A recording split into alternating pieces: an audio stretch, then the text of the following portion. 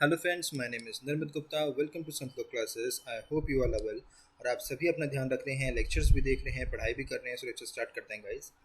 आज हम पढ़ने वाले हैं कॉजेस ऑफ एम्प्लॉय टर्नओवर के बारे में। देखिए, इससे जो प्रीवियस लेक्चर्स थे, प्रीवियस वीडियोस थी, उसमें हमने पढ़ा था एम्प्लॉय टर्नओवर के बारे में and types of employee turnover. ठीक, अब देखते हैं कि वो क्या कारण है, क्या ऐसी चीज़ें हैं, क्या ऐसे फैक्टर्स हैं जिसकी वजह से एम्प्लॉय टर्नओवर होता है। ध्यान से समझें। ये कुछ पॉइंट्स हैं हमारे पास, इसको हम आपको एक्सप्लेन करेंगे एंड अकॉर्डिंगली मार्क्स के अकॉर्डिंग आप इसका एक्सप्लेनेशन अपने आंसर शीट्स में लिख कर आएंगे। ठीक, सबसे पहला कॉज होता है रूड बिहेवियर, कि हमारे जो एम्प्लॉयज़ हैं वो काम को छोड़कर जाते हैं क्योंकि जो उनके एम्प्लॉयर्स हैं उनका पॉजिटिव बिहेवियर या पॉजिटिव एक एटीट्यूड नहीं होता टुवर्ड्स देयर एम्प्लॉय। वे रूड बिहेवियर रखते हैं बहुत ज़्यादा। ठीक, क्योंकि देखिए, हर इंसान अगर कोई भी पर्सन कहीं पे काम कर रहा है तो रिस्पेक्ट अपनी उस पोजीशन पर चाहता है। ठीक, चाहे वो कोई क्लर्क है, चाहे वो वॉचमैन है, चाहे वो टॉप लेवल मैनेजमेंट पे है, चाहे वो ग्राउंड लेवल पर है। ठीक, इसीलिए कई बार जब हमारे एम्प्लॉयज़ को रिस्पेक्ट नहीं मिलती, उनके साथ गलत मिसबिहेव किया जाता है, तो हमारे जो एम्प्लॉयज़ होते हैं वे ऑर्गेनाइजेशन छोड़कर चले जाते हैं। पहला रूड बिहेवियर। दूसरा वर्क लाइफ इम्बैलेंस, कि उनकी जो वर्क लाइफ होती है वो इम्बैलेंस रहती है, वो प्रॉपर्ली मैनेज नहीं कर पाते अपनी पर्सनल लाइफ और अपनी प्रोफेशनल लाइफ को। Clear. Next, a mismatch between the job expectations, यानी कि बताया तो कुछ था कि आपको ये फैसिलिटी मिलेगी, ये होगा, ऐसे होगा, वैसे होगा, लेकिन जब उस चीज़ को देने की टाइम आया, ठीक, उस चीज़ को इम्प्लीमेंट करने का टाइम आया, उस टाइम पे हमें पता चला कि बहुत सारी चीज़ें तो गायब हैं। ठीक, जो बेनिफिट्स, फैसिलिटीज़ या रोल्स एंड रिस्पॉन्सिबिलिटीज़ थे वे कम्प्लीटली अलग हैं या फिर है ही नहीं। तो जो जॉब एक्सपेक्टेशंस थी उनका मिसमैच होना।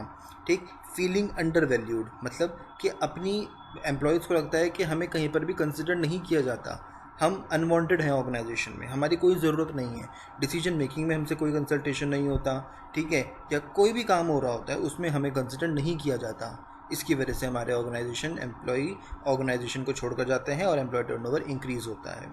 ठीक, coaching and feedbacks are lacking, कि एम्प्लॉयज़ को proper development, training and development programmes नहीं ऑर्गेनाइज किए जाते, उनको प्रॉपर फीडबैक्स नहीं मिलते, उनको ये नहीं बताया जाता कि वे कहाँ पर लैक करते हैं या कहाँ पर उनको ज़्यादा अपने ध्यान देने की ज़रूरत है। ठीक, उनको प्रॉपर फीडबैक्स नहीं मिलते। Decision making ability is lacking, decision making की जो एबिलिटी होती है वो कम होती है। मैनेजमेंट जो है वो सारे डिसीजंस खुद ही लेती है without consulting any of the employee.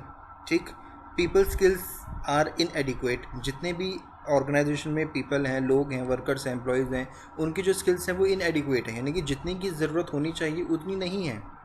ठीक, इसकी वजह से एम्प्लॉय टर्नओवर होता है। ग्रोथ अपॉर्चुनिटीज़ नॉट अवेलेबल, कि जो ग्रोथ अपॉर्चुनिटीज़ हैं, अगर organisation proper training and development programmes करवाएगी, ठीक है, वर्कशॉप्स करवाएगी, उनको ट्रेनिंग देगी, तो डेफिनेटली हमारे जो वर्कर्स हैं, एम्प्लॉयज़ हैं, वो इफ़ेक्टिवली और एफिशिएंटली काम करेंगे। वे क्यों छोड़कर जाएंगे ऑर्गेनाइजेशन को, जब उनको पता चल रहा है कि इसी ऑर्गेनाइजेशन में काम करके हमें ज़्यादा बेनिफिट्स हैं, वे जाएंगे ही नहीं।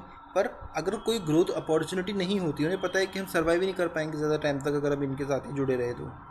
ठीक, अगर ग्रोथ अपॉर्चुनिटीज़ नहीं होती तो एम्प्लॉयज़ हमारा काम छोड़कर जाते हैं, जिसकी वजह से एम्प्लॉय टर्नओवर इंक्रीज़ होता है। तो ये कुछ कॉजेज़ हैं हमारे पास जिसकी वजह से एम्प्लॉय टर्नओवर इंक्रीज़ होता है। क्लियर। आई होप आपको टॉपिक क्लियर है। कोई भी डाउट हो, कोई भी क्वेरी हो, एडिशनल कुछ भी पूछना हो, आप कमेंट सेक्शन में मेंशन कर सकते हैं, इंस्टाग्राम पर मुझे डीएम कर सकते हैं, मैं क्लियर करा दूंगा। So keep watching the videos, keep learning. Thank you.